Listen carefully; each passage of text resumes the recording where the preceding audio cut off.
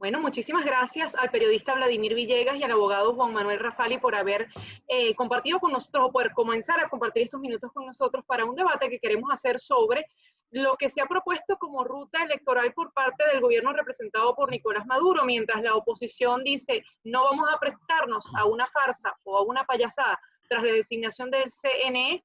¿Qué dicen nuestros invitados? ¿Se debe ir? ¿No se debe ir? ¿Cuál es la estrategia a seguir? Vamos a conversar con Vladimir Villegas, quien ya está al bate, periodista venezolano. Vladimir, tú decías recientemente en tu cuenta en Twitter que tanto los rectores, Rafael Simón Jiménez, como el profesor Fuenmayor, eran venezolanos íntegros, pero ¿qué puedes decir de las otras personas que están hoy en el Consejo Nacional Electoral? Das el caso de Indira Alfonso y la magistrada o la ex magistrada Gladys Gutiérrez. ¿Crees que garantizan la transparencia dos personas que han sido relacionadas con Francisco Ameliach y directamente con Nicolás Maduro? Bueno, respondiendo, gracias por la invitación para compartir contigo, Adriana, y con Juan Rafael, gran amigo. Fíjate, con respecto a eso, yo conozco a Luis Fuenmayor y conozco a Rafael Simón Jiménez. Por ello, desde el punto de vista de su posición política, de su integridad política, puedo responder en cuanto a que los conozco hace mucho tiempo y hemos tenido acercamientos, diferencias, pero los conozco que en el sentido de que no se prestarían a apoyar situaciones irregulares en el Consejo Nacional Electoral. A las otras personas las conozco, por supuesto, conozco a Tania D'Amelio, no he tenido con ella el trato que he tenido con estos dos amigos que ya mencionamos. Conozco a la expresidenta del Tribunal Supremo de Justicia y a la actual presidenta del CNE, no las conozco. Por supuesto que estas tres damas que están en el CNE responden a las orientaciones del Partido Socialista Unido de Venezuela, eso no me cabe la más mínima duda al respecto. Por lo tanto, pues, en cuanto al rol que pueden cumplir dos rectores, en el caso de Fuenmayor y en el caso de Jiménez, que son opositores, pues estoy seguro de que no cumplirán un rol para lavarle la cara a cualquier situación irregular. De eso estoy convencido, ¿verdad? Y en cuanto al rector Gutiérrez, que también fue asignado, pues también viene de ser un hombre vinculado a la oposición. Y bueno, como dicen los practicantes de la religión católica, por sus hechos los conoceréis. Y yo creo que hay que esperar las actuaciones y las decisiones que se van a adoptar en el Consejo Nacional Electoral para ver si la voluntad de la mayoría de los integrantes del Consejo es efectivamente un proceso electoral transparente, sin ventajismo, con garantía para todas las organizaciones, etcétera, etcétera. Hay muchas cosas que están por verse. En medio de esto, por supuesto, la decisión del Tribunal Supremo de Justicia, que genera mucha polémica porque prácticamente le da rango legal, por decirlo de alguna manera, a la intromisión en la vida interna de los partidos, con la cual yo no estoy de acuerdo. No estoy de acuerdo con la judicialización de la política y mucho menos de la vida interna de los partidos, pero ese es otro tema. Por ejemplo, en el caso de Gutiérrez, ¿por qué confiar en Gutiérrez cuando prácticamente su hermano Bernabé Gutiérrez le está arrebatando el partido vía judicial a Acción Democrática, o así lo ha denunciado Henry Ramos? Mira, yo no tengo ninguna razón para desconfiar de él porque primero, digamos, yo no lo conozco, ¿verdad? No tengo razones para ponerle las manos en el fuego por él, pero tampoco tengo razones para señalarlo con el dedo acusador, porque en todo caso, Bernabé Gutiérrez es una cosa y su hermano también es otra. Yo tengo muchos hermanos, yo no puedo responder por lo que hacen mis hermanos ni ellos por lo que yo hago. En todo caso, como te dije, vamos a esperar a ver cuáles son las actuaciones de Gutiérrez en el CNE, porque de eso se trata, hay que ver. Ahora, si esto fue parte de una negociación, pues ya es otra discusión, ya es otro debate, pero yo a priori no tengo por qué acusar a nadie de una cosa como esa, ¿verdad? Está por verse. Y además también hay situaciones de la vida interna de AD que no conocemos del todo. Hay cosas que todavía no se han aclarado. Creo que hay que dejar correr algunos días para ver en el fondo qué es lo que va a pasar. La decisión que ha tomado el gobierno, por supuesto, busca profundizar la división en la oposición, ¿verdad? Y busca estimular el abstencionismo como política, como estrategia que la oposición ha venido siguiendo. ¿Eso le conviene al gobierno? ¿El abstencionismo le conviene o no le conviene? Aquí esas son las cosas que hay que medir. ¿En qué medida la oposición cae en el juego del gobierno cuando acepta como una verdad inconmovible que no se puede ir a elecciones en las condiciones que el gobierno está planteando? A lo mejor es una situación cuesta arriba. Yo creo que esa es parte del debate que hay que dar. yo por supuesto soy participacionista en cuanto a que no veo otra vía que la electoral para impulsar los cambios en Venezuela, porque las otras vías no han dado resultados. A los hechos me remito. ¿Qué ha quedado de la abstención del 2005? ¿Qué quedó de eso?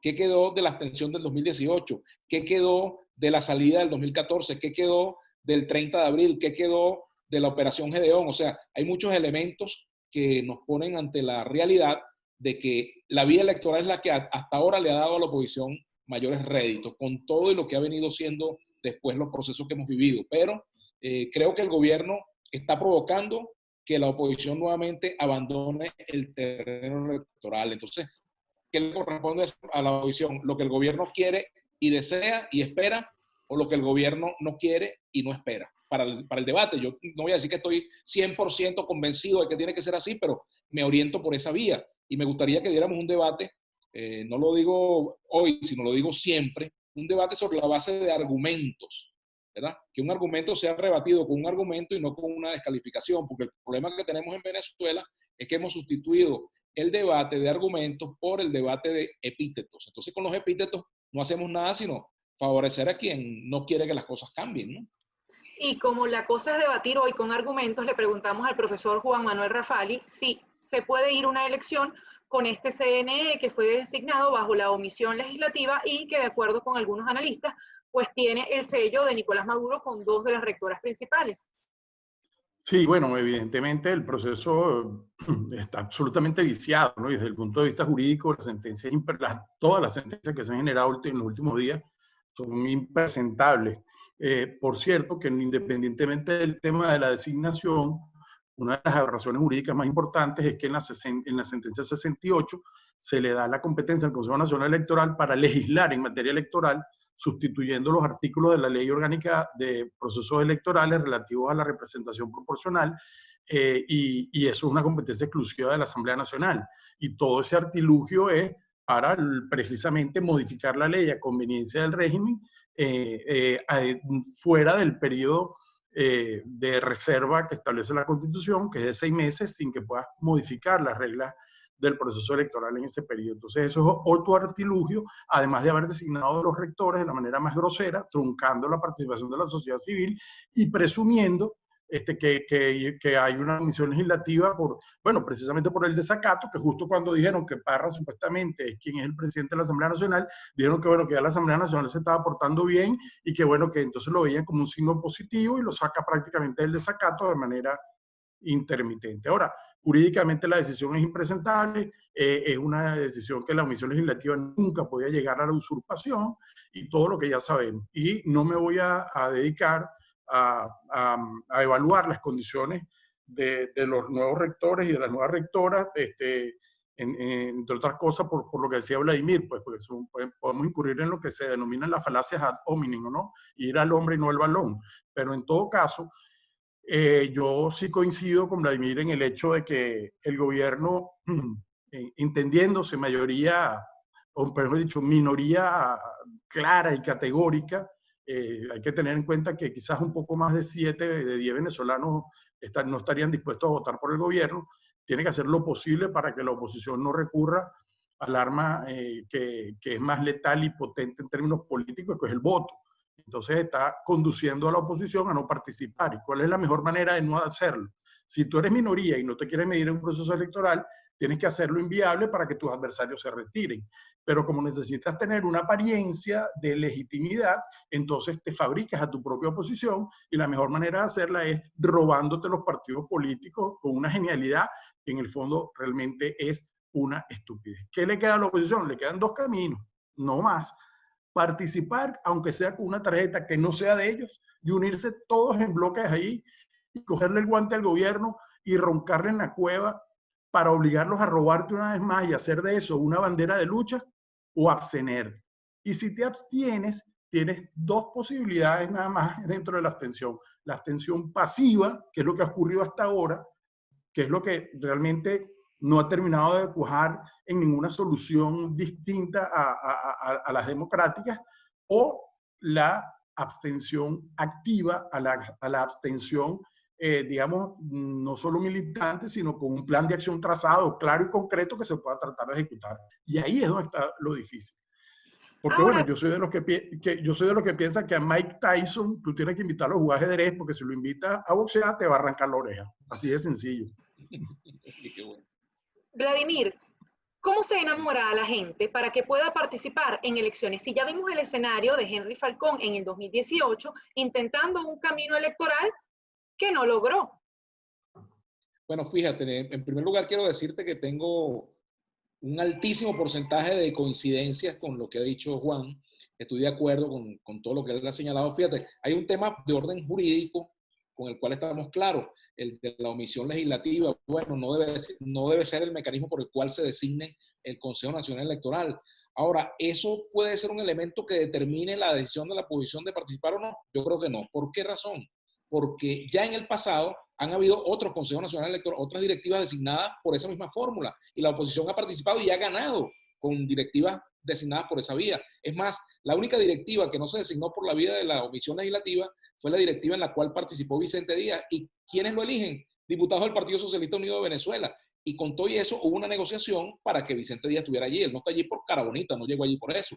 Llegó porque efectivamente se produjo un proceso de negociación y él entra allí. Gracias a Dios que logramos tener ese rector allí en el Consejo Nacional Electoral. Ahora, fíjate, con respecto al tema de la decisión, de cómo convencer o no convencer a la gente. Mira, lo decía muy bien Juan y lo decía esta mañana Luis Vicente León en una entrevista que yo le hice para Vladimir a la Carta, hago la cuña. Él decía que el gobierno no va a convocar una elección transparente mientras sea minoría. Y ese ha sido el juego del gobierno. O sea, el gobierno le rehuye al juego de ajedrez y prefiere el boxeo, para decir lo mismo que está diciendo Juan Manuel Rafali. ¿Por qué? Porque el gobierno sabe que en materia de armas, en materia de monopolio de la violencia, en materia de fuerza, de apoyo militar, etcétera, pues ese es su terreno preferido. El terreno no de las ideas o de los votos, sino el terreno de la imposición por la vía de la fuerza. Eso ha sido lo que el gobierno ha hecho durante todo este tiempo, y entonces la oposición, los factores opositores que lo han retado en ese terreno, han caído en lo que en el boxeo se llama encajar en el estilo del contrario. Han encajado en el estilo precisamente de un noqueador. Y cuando tú te enfrentas en boxeo a un noqueador, lo menos que puedes hacer es acercarte a su pegada. Tienes que bailarlo, tienes que pelearle de lejos, tienes que tratar de ganar la pelea por puntos, porque por nocaut no la puedes ganar. Y de eso se trata, de ganar la pelea por puntos. Y la oposición, o algunos factores de la oposición, han querido ganarla por nocaut sin tener la pegada suficiente para ello. Y por eso entonces han buscado algunos padrinos externos para tratar de noquear a ese adversario. Entonces, ¿qué es lo que pasa? Venezuela vive una hora crítica, es terrible. ¿Qué hacemos nosotros? Pues nosotros tenemos que recuperar la ruta electoral, y hay que recuperarla. ¿Cómo se logra recuperarla? Participando y venciendo todos y cada uno de los obstáculos que el gobierno va a colocar para impedir que la gente se exprese. Ahora, si tenemos dirigentes de la oposición diciendo todos los días que no se puede votar así, que con esas, si no me dan las condiciones que yo pido, no voy a votar, pues evidentemente el electorado también va a sentir que esa es la línea política a seguir. Entonces, es lo que yo decía en estos días, es como que tú le pidas a un delincuente, ¿verdad?, que te va a asaltar, que te asalta con 4 groserías antes de sacarte la pistola, que tú le digas, mire señor, hábleme como un hombre decente o no le entrego el celular y la cartera. Sea respetuoso, ¿no? O sea, no se le puede pedir a un gobierno cuya especialidad ha sido precisamente tratar de imponerse por como sea, pedirle o exigirle o creer que él te va a dar todas las condiciones que son necesarias para tener un proceso perfecto. No lo vas a tener. Las oposiciones en Chile, en Polonia, en otros países donde ha habido situaciones similares, no han tenido esas condiciones perfectas. Imagínate tú que la oposición boliviana hubiese llegado a esas conclusiones a las cuales muchas veces llega el G4 aquí en Venezuela y no hubiese participado frente a Evo Morales. Hay tantos ejemplos, o sea, es tan rica la experiencia histórica en ejemplos propios y ajenos. Jovito Villalba, contra la dictadura y contra el abstencionismo, logró ganar en medio de todo lo que implicaba ir a un proceso en una dictadura. Es decir, hay muchas cosas que nos indican que hay que rescatar la ruta electoral. Ahora, que no es fácil, no es fácil. Y lo otro es que Henry Falcón no es que no logró, es que la oposición no se puso de acuerdo en el 2018 para un candidato, y bueno, si se hubiese puesto de acuerdo un candidato, seguramente el tema de las condiciones habría pasado a un segundo plano. Se buscó la manera, se buscó el argumento para abstenerse, y bueno, después vinieron otros procesos y ya hemos visto lo que ha pasado en Venezuela. Profesor Rafali, si la oposición decide, como ya lo han dicho, no participar en lo que califican como una payasada, como una farsa electoral, ¿qué le queda a esa Asamblea Nacional del año 2021? Es decir, el año 2021 va a haber interinato a nombre de Juan Guaidó. Sí, bueno, Elena, estás poniendo sobre el tapete el tema de la continuidad mal llamada administrativa. Realmente, en este caso, estaríamos hablando del principio de continuidad en la función pública.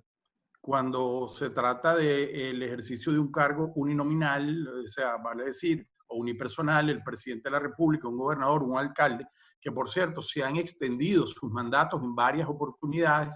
Hay una sentencia marcadora en esto que es del año 2005 del gobernador de Amazonas, y hay otros precedentes, incluso cuando la constituyente, cuando las elecciones de Centey, que Vladimir lo conoce mucho y lo ha tenido varias veces en su programa, bueno, hubo necesidad de prolongar los cargos. Y el principio general es que un poder público no puede quedar acéfalo, y menos si es un poder público colegiado que no tiene un régimen de sustitución, como puede haber en el caso de la ausencia absoluta de un alcalde o de un presidente.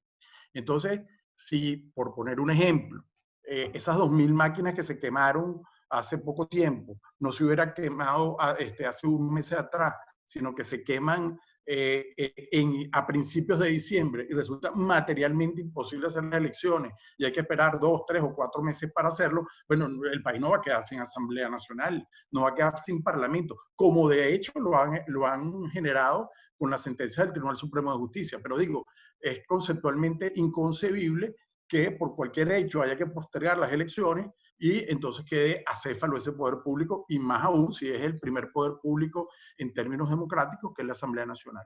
Ahora, eso es el deber ser, pero lo que ocurre es que tú no estás aquí ante una imposibilidad electoral, sino que va a haber una elección ficticia, fraudulenta, como tú la quieras llamar, ilegítima, pero quien va a controlar los símbolos del poder y quien va a controlar el presupuesto nacional para que ese poder público funcione, evidentemente es el régimen, ¿no? Es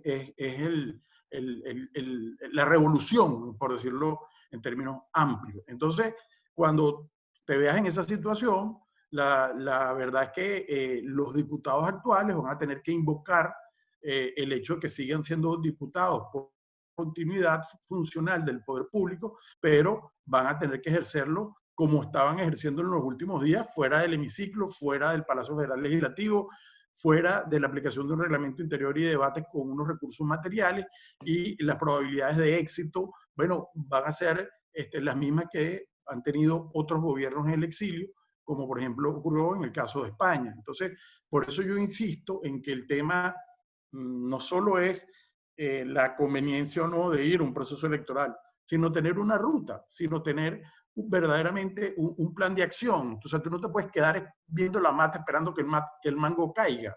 Entonces, si tu alternativa es, bueno, yo decidí que no podemos prestarnos esa farsa, bueno, está bien, pero tienes que dar el plan alternativo, no puede ser. Entonces, el 6 de enero estamos todos en el exilio y hacemos un parlamento en el exilio. Eso me parece y ahora que no dice tiene lo de ningún el sentido. parlamento en el exilio, ¿cuál es el destino para lo que se ha llamado gobierno interino? Es decir, 50 países que hoy apoyan a Juan Guaidó van a seguir levantándole la mano cuando vean que hubo una elección en diciembre y, fraudulenta o no, ganaron 165 diputados diferentes. Bueno, ahí tendrán, por eso es que están haciendo el esfuerzo de deslegitimar el proceso electoral desde este mismo momento. Y creo que el gobierno los está ayudando con las decisiones que toma. Porque es que al final, mira, si el gobierno hubiese generado unas condiciones más o menos razonables y no hubiera cometido las tropelías que sobre todo en la última semana ha cometido a través del Poder Judicial, la oposición no es que iba a ir, sino que iba a ir dividida. Y el gobierno tenía mucho más chance de manejar la situación.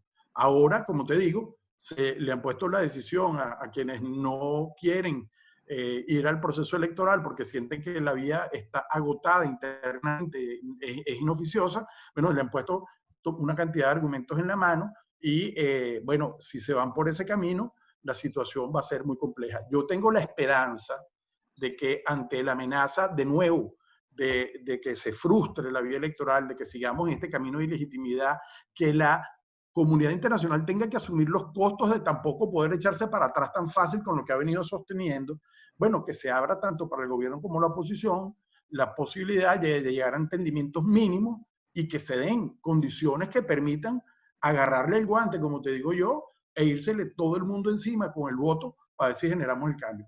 Que además tiene un riesgo, que esto también lo quiero advertir. En el 2015 se ganó la Asamblea Nacional. Puede ocurrir lo mismo. Se puede volver a ganar la Asamblea Nacional y puedes tener al mismo Tribunal Supremo con la misma Sala Constitucional dictándote una sentencia igualita a la que dictó en enero de 2016. O sea, eso tampoco lo podemos perder de vista porque es una realidad. Y el tema pareciera que ya no solo es ganar las elecciones, sino tener la manera de resolver el problema que tenemos con la Sala Constitucional, que se convirtió en el dueño del país, una cosa insólita, y además con las aberraciones jurídicas más retumbantes que, bueno, son estudiadas en el mundo entero, porque somos el hazmerreír del constitucionalismo mundial. Esa es la verdad.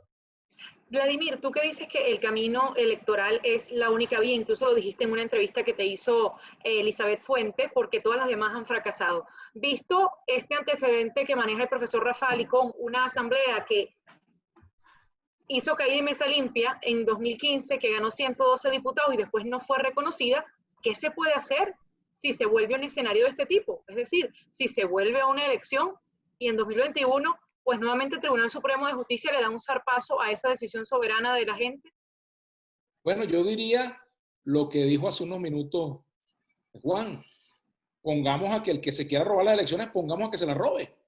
Me refiero al gobierno. ¿A qué me refiero? Bueno, yo prefiero ese escenario con las complicaciones que tiene. ¿Qué pasa si ganamos la mayoría y entonces nos quieren quitar otra vez la mayoría que tuvimos a través de una sentencia? Bueno, ya esa es una dificultad, digamos, que vendrá. Cruzaremos ese puente cuando lleguemos a él. Esto me recuerda una historia que me contaron una vez de una situación con unos judíos que estaban en la cola para entrar al horno, al crematorio. Una historia terrible. Iban a entrar al crematorio y entonces había un soldado alemán con un perro pastor alemán y estaban allí los judíos entrando mansamente porque no tenían otra alternativa pues al horno para ser cremados en esa historia tan terrible que fue el holocausto. Bueno, y resulta que a uno de los judíos se le ocurre decirle al guardia, le dice, mire, si usted habla con su superior, dígale que yo soy capaz de poner a ese perro que usted tiene allí a hablar alemán en 6 meses. Y entonces, bueno, el hombre se va con el perro a hablar con el superior y el judío que está atrás le dice, ¿y qué pasa si en 6 meses ese perro no habla? Dice, bueno, eso es en 6 meses porque ahora voy al horno. Eso es lo mismo que está pasando con la oposición. O sea, pensar que una razón para abstenerse es que el TCJ, después que la asamblea sea ganada por la oposición, va a hacer una maniobra para argumentar la abstención, creo que no tiene sentido. O sea, es adelantarnos a una dificultad que seguramente va a venir, porque precisamente el gobierno tiene esas mañas y de lo que se trata es de una estrategia política clara que permita, bueno, prever todos esos escenarios. Así como el gobierno hace sus escenarios, sus teorías de juego, la oposición también debería hacerlo y tener su estrategia clara frente a cualquier situación de esa naturaleza. Ahora, lo principal es el rescate de la ruta electoral, que es a lo que yo voy. Y eso no lo puede hacer sino una fuerza que esté convencida de que esa puede ser una vía para cambiar el momento político venezolano. Las otras vías hasta ahora han fracasado. Ajá, yo pregunto, los que dicen que no hay que participar, ajá, ¿y para dónde va? ¿Y para dónde va el país? ¿Qué se le propone a los venezolanos en algo distinto? No hay hecho político que genere mayor movilización de la gente que una campaña electoral. No hay meeting, no hay marcha, no hay concentración, no hay caravana. Claro, Vladimir, pero en este momento, en cualquier esquina que tú te pares, la gente lo que está pensando es llenar un bidón de agua o ver cómo demonios lucha contra la electricidad. Eso es verdad, pero eso no se tiene que asociar al abstencionismo. Al contrario, si se presentara una alternativa electoral unificada de la oposición, yo te aseguro de que la tendencia abstencionista se reduciría. ¿Por qué? Porque ya las visiones extremistas de la política han fracasado y este año han fracasado ya también.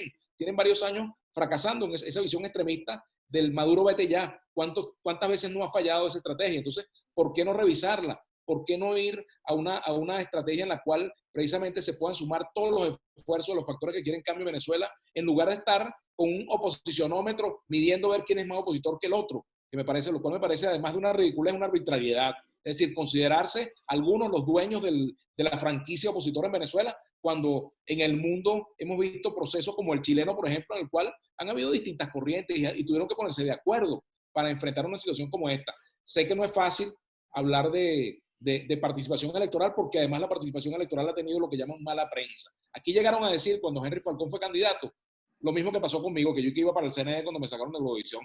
De él dijeron que iba a ser vicepresidente de Nicolás Maduro, entre otras mentiras para alentar el discurso abstencionista. Entonces, terminan siendo el verdadero colaboracionismo para que el gobierno se mantenga en el poder, y a eso juega Nicolás Maduro, porque le conoce la caída a la oposición venezolana, sabe cuál es su punto débil. Hoy para Vladimir Villegas, ¿se vota o no se vota? Hoy, 17 de junio. Yo voto en cualquier circunstancia. Yo mi voto no se lo voy a regalar a Maduro. O sea, mi decisión de pronunciarme por un parlamentario, por un parlamento, por un presidente, por un concejal, por un gobernador que le abra cauce a una solución democrática del conflicto político venezolano, yo no se lo voy a regalar al gobierno.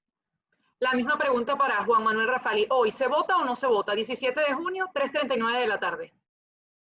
Yo creo que la única manera de no agarrar el guante al gobierno y roncarle en la cueva electoralmente es que se le diga a la gente cuál es la alternativa, cuál es el plan de acción, cuál es el abstencionismo activo que se propone para que entonces la gente pueda decidir. Ahorita no lo hay. Entonces estamos ante la ausencia de alternativa, porque simplemente quedarnos en las casas de nuevo y que nadie haga nada, pues nos deja en la misma situación actual. Fernando tiene una pregunta, pero no lo consigo. Fernando, si me puedes hacer levantar la mano aquí entre los que participan para que hagas la pregunta. No lo escuchamos. Tienes que quitarle, está silenciado. Sí, creo que está silenciado, pero ya déjame ver cómo le quito el silencio a Fernando Tineo, que estaba pendiente de una pregunta. Justamente se habla mucho de ese tema de si se va ya o si estoy por aquí. Ya te tengo. Ok, Fernando, pregunta. A ver, saludos, Vladimir, doctor saludos, Rafali. Fernando. Bueno, por ejemplo, una pregunta para Vladimir, su análisis, y otra para el doctor Rafali. Por ejemplo, a mí me preocupa en cuanto a lo judicial, que todo lo que está haciendo el Tribunal Supremo de Justicia va quedando como jurisprudencia allí, y que esto pudiera tomarse más adelante para que cualquiera que llegue al poder y tenga algún tentáculo en el Tribunal Supremo a futuro pudiera utilizar estas sentencias para hacerle daño a la democracia que en algún momento iremos a retomar.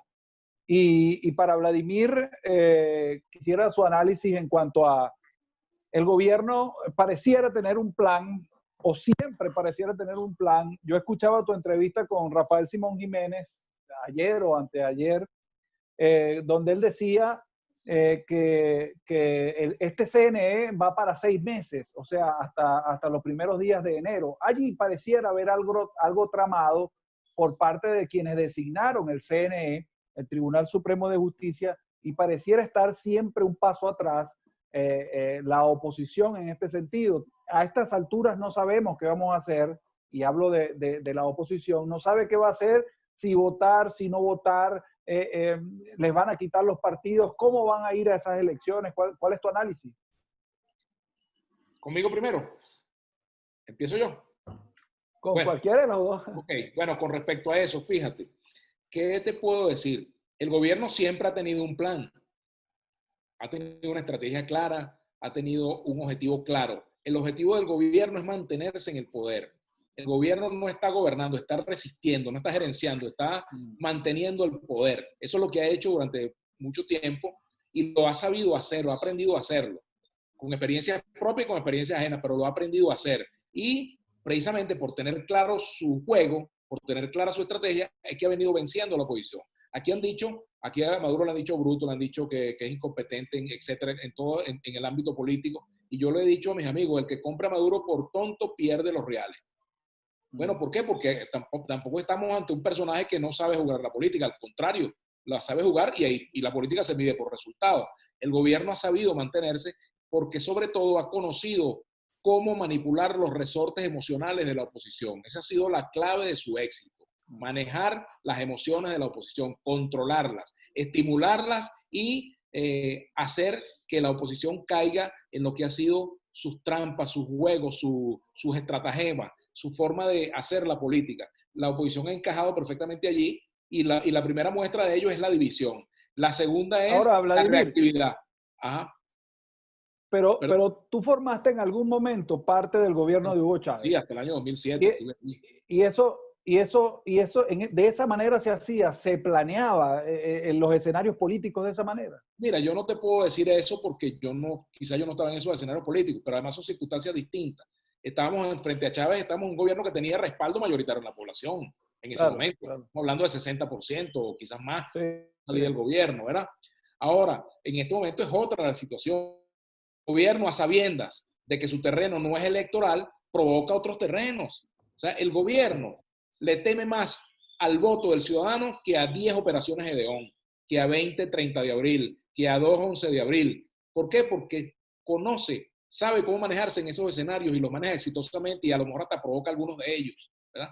Ahora, en el ámbito electoral, el gobierno sabe que no se puede medir en igualdad de condiciones porque es minoría y por eso evita la confrontación con la mayoría. Por eso evita que participe la mayor cantidad de gente. Entonces, su estrategia es desestimular el voto. Entonces, la oposición va a seguir haciéndole el juego, esa estrategia es lo que yo veo. Yo creo que lo tengo muy claro. Y veo eso y me desespera cuando veo que hay dirigentes que no lo ven o no lo quieren ver o no han podido verlo. ¿Por qué no lo han podido, no han querido o no lo han visto? Bueno, solo ellos lo sabrán, pero yo veo que la política se mide por resultados y hasta ahora el abstencionismo lo que ha sido es el baluarte fundamental para que el PSUV, siendo un partido minoritario, gane como si fuera una fuerza mayoritaria. Es lo que yo he visto. Pero la participación mayoritaria en 2015 dio el zarpazo a la Asamblea Nacional unos días después, unas horas después. Claro. Argumento a mi favor, argumento al favor de lo que yo estoy planteando, que después vinieron otras manipulaciones. También te digo lo siguiente, no podías esperar que el gobierno de Nicolás Maduro se quedara de brazos cruzados cuando desde la Asamblea le dijeron palabras más, palabras menos, en 6 meses te vamos a sacar. O sea, el gobierno también jugó en un escenario en el cual sabía que dentro de los sectores opositores había también planteado una agenda radical que al final estimuló. Y bueno, llevó a una confrontación y ya vimos los resultados. Eso es el problema, ¿ves? Que es de lo que se trata cuando no tienes una estrategia clara y cuando no sumas a otros ni a la discusión ni a la ejecución de una estrategia que debería ser unitaria, ¿no? El profesor Rafali también, Fernando tenía también una pregunta para el profesor Rafali. Sí, ya Fernando la hizo. No, mira, Fernando, yo creo que el tema del Tribunal Supremo de Justicia hay que corregirlo por etapas, ¿no? Yo creo que una primera etapa es una asunción de los magistrados, nombrar personas probas, personas donde... Mira, no podemos olvidar que el ponente, el redactor de estas decisiones es Mendoza Hover, que fue diputado por el PSV.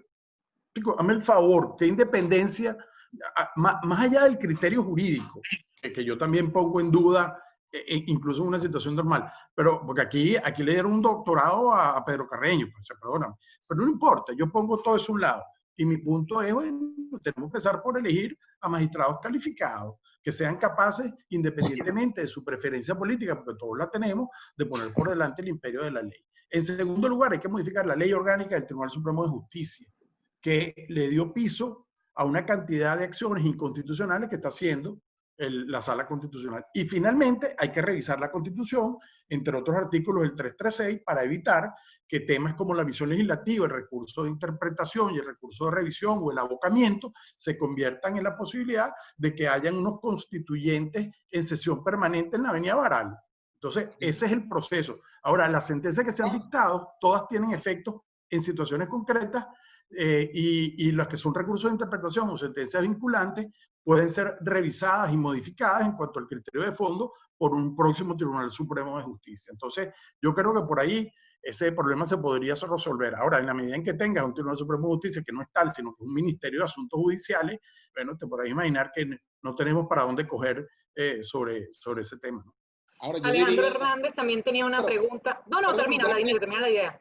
Frente a lo que ha dicho Juan, ¿y cómo se cambia el Tribunal Supremo de Justicia? No lo puede cambiar sino la propia Asamblea Nacional. Es decir, para tú poder cambiar y resolver ese conflicto, digamos, entre un tribunal que interpreta la Constitución como le da la gana y la propia Constitución, para tú hacer ese cambio tienes que tener la mayoría en la Asamblea Nacional. Es decir, tú tienes que, para lograr ese objetivo, primero, participar en las elecciones y ganar la Asamblea Nacional. Si no tienes la Asamblea Nacional, no lo podrás lograr a menos que, bueno, te metas en una aventura de otro tipo y una vez que si llegara a triunfar esa aventura, pues te encontrarás con otro escenario y nombrarás un tribunal digamos, como se nombra en situaciones excepcionales. Pero si siguiéramos el juego político, para que ese paso que plantea Juan se dé, tendría que haber una nueva correlación en la Asamblea Nacional. De lo contrario, no se puede hacer, ¿verdad? Tiene que volver a ganar por lo menos 112 diputados otra vez. No es fácil. Bueno, o no sabes cuánto, porque ahora van a ser más de 200, de acuerdo a la sentencia 68. Exacto. Entonces, pero Claro. mira, sí, Vladimir, lo que pasa es que, y coincido contigo, pero debo ser muy enfático en esto, aquí ha habido una degradación o una defraudación sistemática del orden constitucional desde el poder para mantener su ejercicio. Entonces, tampoco podemos pensar en que todo lo vamos a resolver como si tuviéramos una democracia plena y que vamos a ganar la Asamblea Nacional, se va a respetar el resultado, vamos a remover con las causales que sea a el fiscal o al Poder Ciudadano y luego vamos a lograr cambiar el Tribunal Supremo de Justicia y empezar la Sala Constitucional. Bueno, ¿por qué? Porque como tú lo acabas de decir, ¿cuál fue la reacción de Maduro cuando pierde en un sistema presidencialista con sucesión parlamentaria? ¿Cuál fue? Acabó con el Parlamento y utilizó el Poder Judicial para eso. Y eso es un golpe a la Constitución en el poder público más representativo para una democracia, que es el Poder Legislativo Nacional. Entonces, claro, yo estoy igual que tú. O sea, yo pienso que lo que más concita a la oposición, lo que más fuerza le da a la oposición es el poder expresarse a través del voto, que no solo es un derecho, sino que además es lo que racionalmente uno está en condiciones de hacer, porque hemos pasado por todo, marcha, elecciones, protestas, paros, tiros, todo. Y bueno, mira lo que está ocurriendo. Y lo lamentable, como tú dices, es que en las democracias constitucionales nadie habla de operaciones Gedeón, ni nadie habla de 30 de mayo o de abril, o nadie habla de estos intentos frustrados. ¿Por qué? Bueno, porque el juego democrático funciona, porque la gente no tiene que recurrir a eso para llegar al poder, sino que recurre a la vía electoral, y a eso nos ha empujado el gobierno a generar esto. Bueno, mira, yo decía en estos días, y me perdonan la palomita, con el tema de voluntad popular, que es el próximo que está en la picota, pero a eso lo van a tratar de terrorista, que es que en las democracias consolidadas, a los grupos insurreccionales y subversivos se les llama a convertirse en partidos para que participen en la contienda electoral. Aquí no, aquí es al revés. Como no es una democracia, sino un régimen totalitario, a los partidos de oposición se les pretende ilegalizar o calificar de terroristas. Exactamente lo contrario que ha pasado en procesos como el de la FARC, por decir tan solo algunos, en otras democracias del continente. Alejandro Hernández tenía una pregunta, a ver si ya lo pude quitar el bloqueo del micrófono. Sí, ya va, no es tan sencillo. No, yo simplemente tenía una pregunta con dos aristas para Vladimir, ¿no?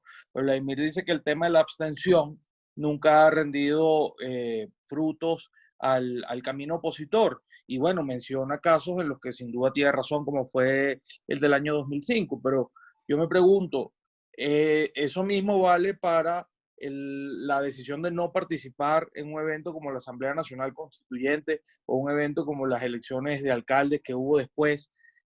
Porque de repente la no participación en esas elecciones, si bien es cierto, o la elección presidencial, por supuesto, de 2018, que fue muy importante, si la no participación en esas elecciones no fue lo que allanó el camino para el reconocimiento internacional, por ejemplo, que más allá de que no haya sacado a Maduro, creo que es de lo más importante que ha logrado la oposición en los últimos tiempos.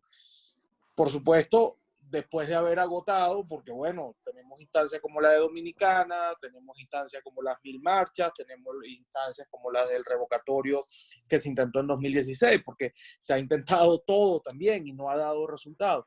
Entonces mi pregunta es esa, pues, o sea, que hasta qué punto es correcto encasillar el tema de la abstención igual en todas las oportunidades, y coincidimos los tres, creo, en que el tema es que nunca hay un plan paralelo a eso, que eso evidentemente sí es un error. Y lo otro es, bueno, Vladimir dice que no le regala el voto al gobierno y que él lo hace como una señal de protesta, de lucha, que eso no es cuestionable. Pero ¿cómo puede alguien, o sea, cómo puede la dirigencia política opositora entusiasmar al país cuando hasta las 4 condiciones que dice el rector Vicente Díaz, que como todos sabemos no es un hombre radical, sino más bien un hombre decidido a que las cosas se resuelvan por la vía electoral, no se están cumpliendo? Estas 4 condiciones son, bueno, que los partidos puedan ser legales, que no haya inhabilitados, que los diputados que están en el exterior, son un montón, puedan volver, y bueno, que hubiese un CNE medianamente reconocido por ambas partes. Entonces, si ni siquiera esas, que son las cosas más básicas, porque ni siquiera estamos hablando de los benditos puntos rojos, de la igualdad en el tema de acceso a los medios, porque eso ya en la realidad que nosotros tenemos, lamentablemente es un lujo, bueno, estrafalario. Pero si ni siquiera esas otras condiciones que son tan primarias, el gobierno las dio, ¿por qué? ¿Cómo convences tú a una sociedad de que participe, o al país democrático de que participe? Y al doctor Rafali, perdón Adriana que me extiendo un poquito, le quería preguntar por qué el gobierno decidió, en lugar de, como dicen por ahí, jugar a la zanahoria y al garrote, o sea, darle unos caramelitos ahí a la oposición, que ya le iba a costar entusiasmar a la gente para que fuera, ¿por qué decidió trancar todas las vías y hacerlo, hacerles más fácil la decisión de no participar? ¿Por qué, por ejemplo, no permitió que el CNE lo nombrara la comisión electoral, donde está Parra y está Francisco Torrealba, etcétera, con unos rectores ahí más o menos aceptables, y no permitió una observación internacional más o menos chimba, y con eso, bueno, servía para que fuera más difícil que ponerlos de acuerdo para decir que no? ¿Por qué lo hizo tan de frente? ¿Cuál es la estrategia que puede haber allí detrás? Gracias a ambos. Bueno, mira, Alejandro, fíjate, varias cosas. Ciertamente, la abstención en el año 2018 y el no reconocimiento del triunfo de Maduro por parte incluso de Henry Falcón, bueno recordarlo, es lo que da pie, cuando Henry Falcón desconoce el resultado del año 2018, eso da pie, por supuesto, para lo que vino luego en la Asamblea Nacional con Guaidó, etcétera, todo lo que pasó del reconocimiento de una parte de la comunidad internacional, muy importante, pero una parte al fin, ¿verdad? Todo eso es verdad. Pero nada de eso habría sido posible si la oposición no participa en el 2015, es decir, Guaidó fue electo diputado en las elecciones de 2015, para el 2015 con el mismo CNE y bajo la misma condición de un CNE designado por la vía de la omisión legislativa. Es decir, seguir creyendo que el gobierno te va a dar las condiciones, todas las mejores condiciones para participar, es iluso. Por ejemplo, decir que en Venezuela hay una dictadura y a la vez decir hasta que la dictadura no me dé las condiciones no participo.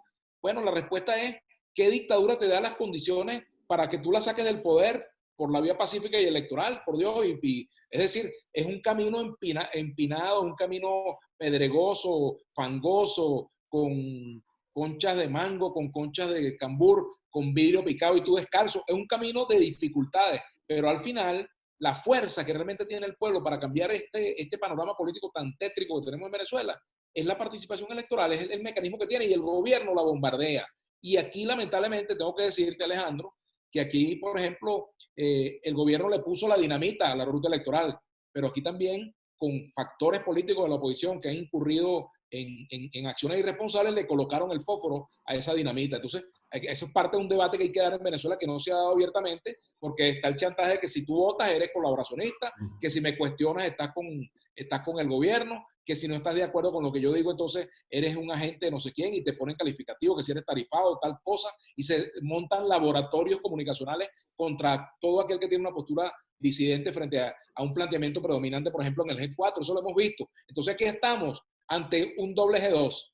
El G2, digamos, el G2 cubano en cuanto al gobierno, que impone prácticas muy parecidas a las que hacen en Cuba con los opositores, y el G2 que controla el G4 y que también entonces viene en una postura a veces extremista que lamentablemente no permite que se exprese un debate abierto, libre, ¿verdad? Sin la amenaza de que si no estás de acuerdo conmigo te mando a poner sanciones, o te hago esto, te hago aquello, te califico de traidor, en fin. Entonces hay que limpiar el debate de toda esa maleza de descalificaciones y de amenazas para poder hacer un debate realmente democrático en la oposición y llegar a acuerdo. Hay que buscar la forma de que se pongan de acuerdo desde Felipe Mujica hasta María Corina Machado. Es decir, la más amplia gama de opositores en Venezuela para generar una situación de unidad que permita, bueno, una sola estrategia o varias tácticas en medio de una sola estrategia, pero que no implique que unos sectores se crean más opositores que otros, porque eso es lo que termina haciendo daño. Entonces, aquí, por ejemplo, hubo unas negociaciones en Dominicana. Lo que yo tengo entendido es que las condiciones que están pidiendo los rectores o las negociaciones que se hicieron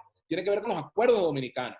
Si esos acuerdos de Dominicana son los que se van a tratar de defender en el CNE y en estas negociaciones con el gobierno, me parece que eso está bien. Ahora, si no hay condiciones, pues evidentemente también tendrá que pensarse en cuál es la solución. Y cierro con esto. Fíjate tú, el problema de la participación electoral o no es una decisión de orden político. Eso no puede ser un tema moral ni emocional, es una decisión política.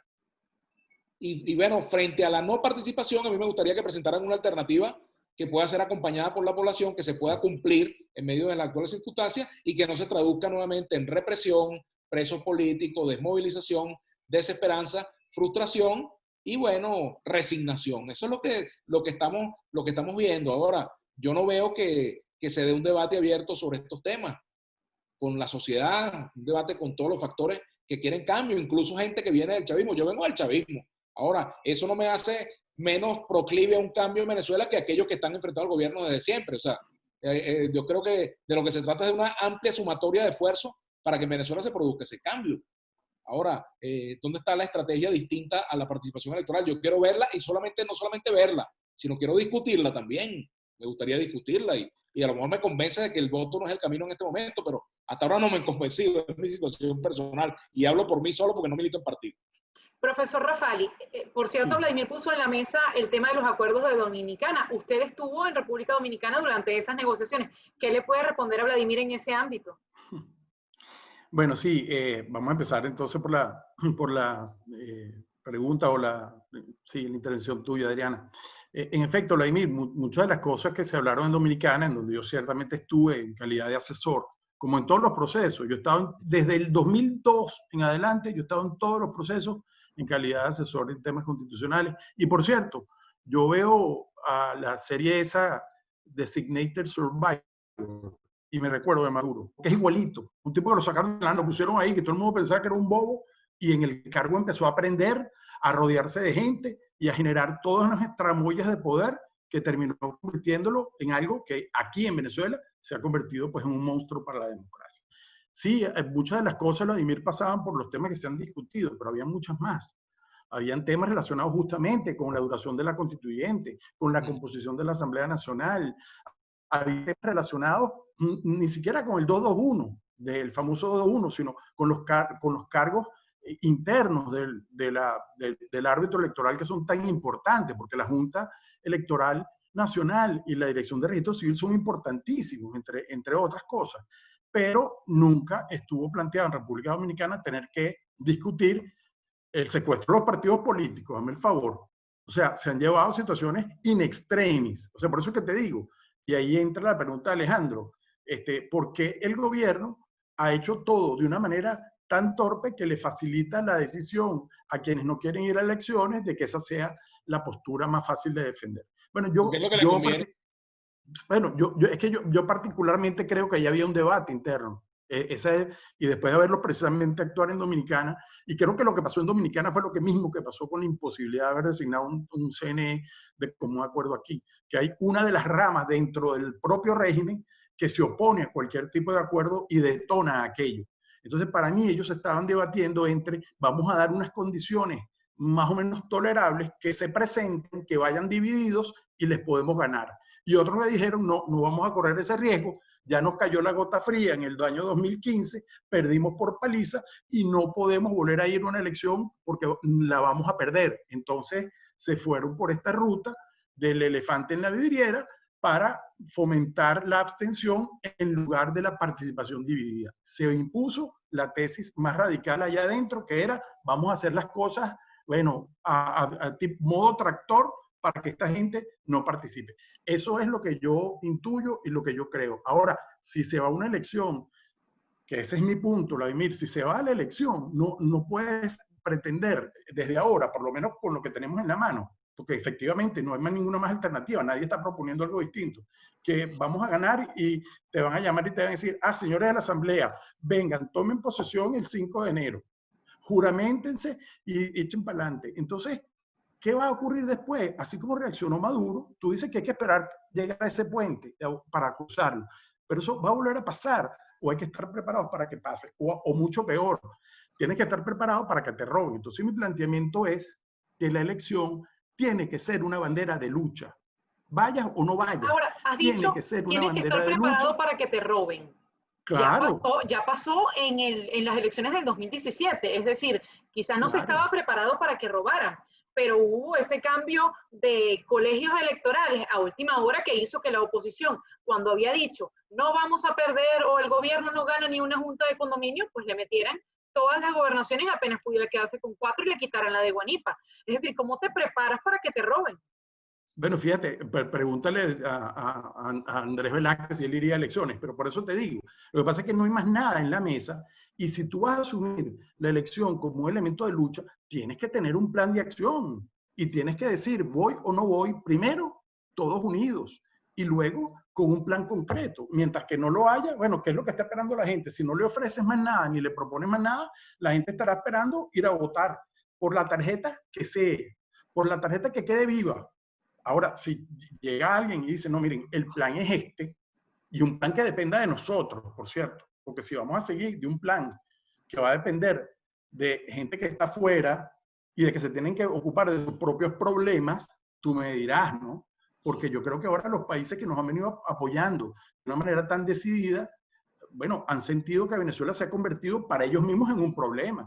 Lo que yo te decía, la política internacional de todos los países que nos han apoyado ahora está en aprietos porque, bueno, sigue entendiendo que en Venezuela no hay una democracia verdadera, una democracia constitucional, pero a la vez esto se ha alargado de una manera tal que se encuentran en una especie de limbo que representa una complejidad en el manejo internacional. Gracias a Dios tenemos gente afuera, y debo decir, aprovechando que Alejandro está aquí, que Julio ha hecho un excelente trabajo y me consta, al igual que muchos otros que se han ocupado de esto, Gustavo Tarre, en fin, que bueno, eso verdaderamente es encomiable, pero el tema ahorita es o presentan una alternativa para no ir y vamos todos unidos con esa, o presentan una alternativa para ir todos con una misma tarjeta y prepararse para cuando venga una situación fraudulenta descarada y no limitarse a hacer lo que hizo Henry, por cierto, Vladimir, que dijo, vamos, vamos, vamos, vamos, lo robaron,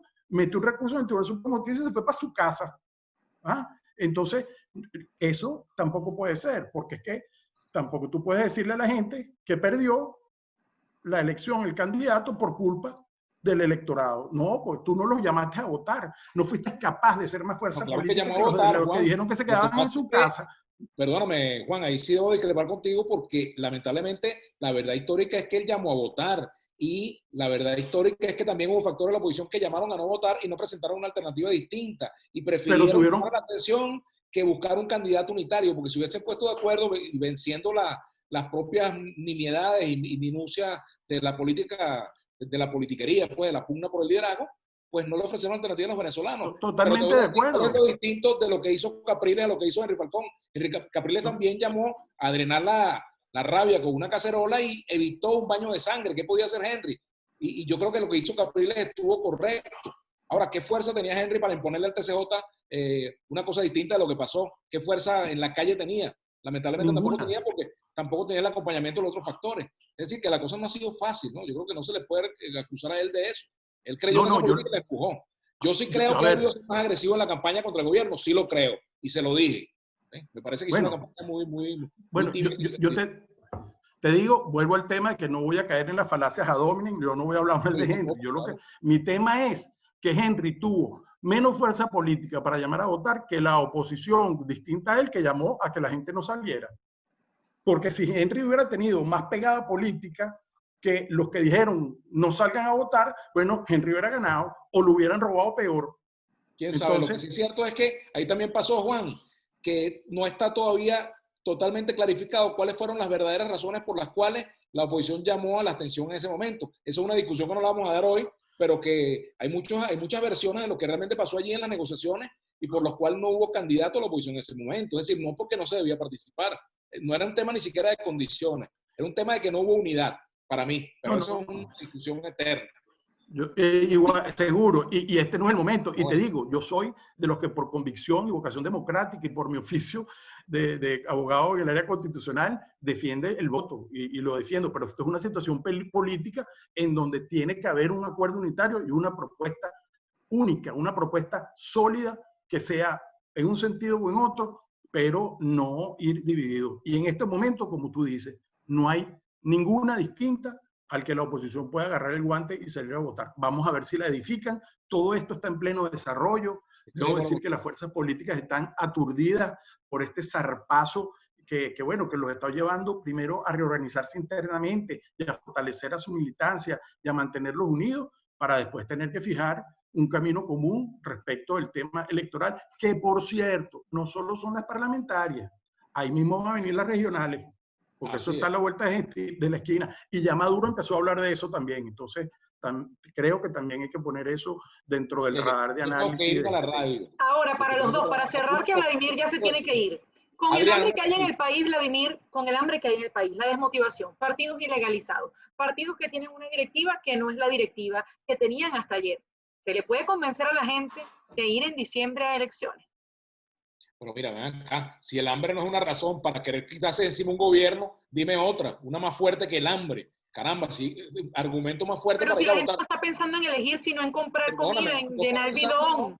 No se sabe porque no hemos medido a la gente si está pensando en cómo salir del gobierno. No, eso no se sabe, eso es una opinión, ok, pero no es un hecho verificable desde el punto de vista numerológico, porque no lo tenemos numérico, no lo tenemos claro, ¿verdad? Ahora, el hambre, el descontento, la miseria, el que nos pongan a hacer cola, la indignidad de una caja CLAP, la represión, la actuación del FAE, la corrupción, el abuso de los militares. Mira, si lo que más sobra en Venezuela es un país donde hay escasez de muchas cosas, menos escasez. Ahora, pero tú crees encima de gobierno. Ahora, fíjate. Pero tú crees, Vladimir, que en este momento la oposición tiene un mensaje tan claro para la gente como para llamarlos a votar, y tú crees que la gente los va a seguir. No lo ha construido bien, no lo ha construido, pero tiene que construirlo. Yo creo lo que dice Juan, aquí tiene que haber una unidad frente a esto.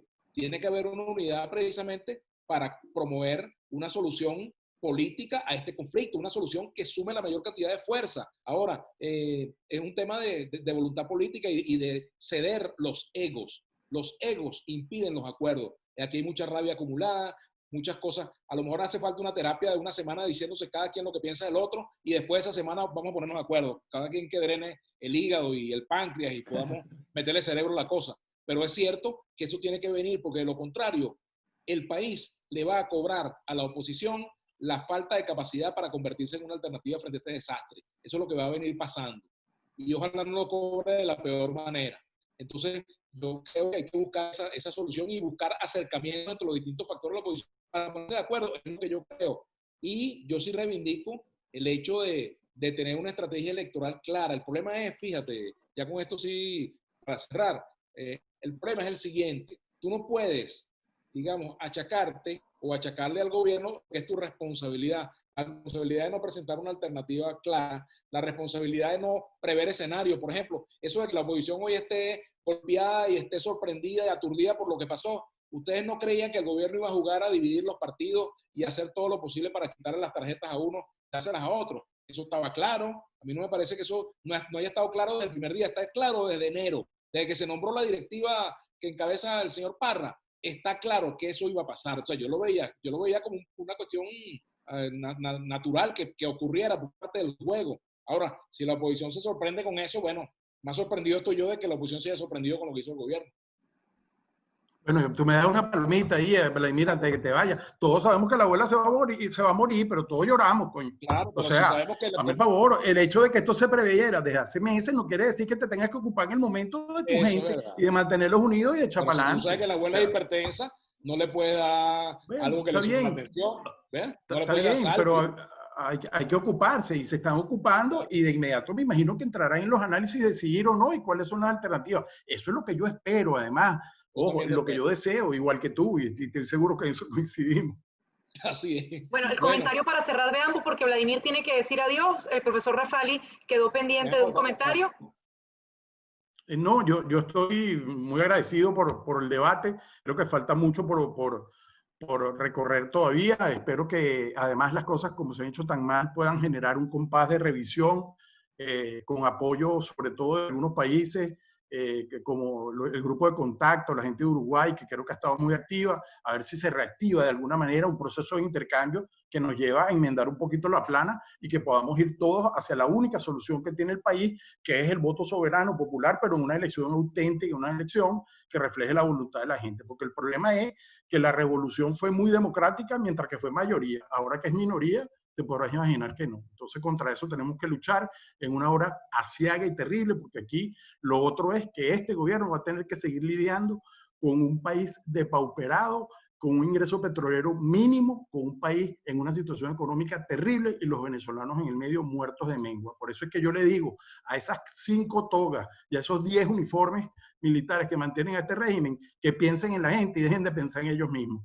Y que, por favor, se pongan y se alineen en la creación de unas condiciones para que el pueblo se exprese, porque ese es el alma de la Constitución de 1999, la democracia protagónica del pueblo. Esa es la bandera y ahí es que ellos tienen que concurrir para permitir que la gente resuelva y que el país camine hacia otro destino.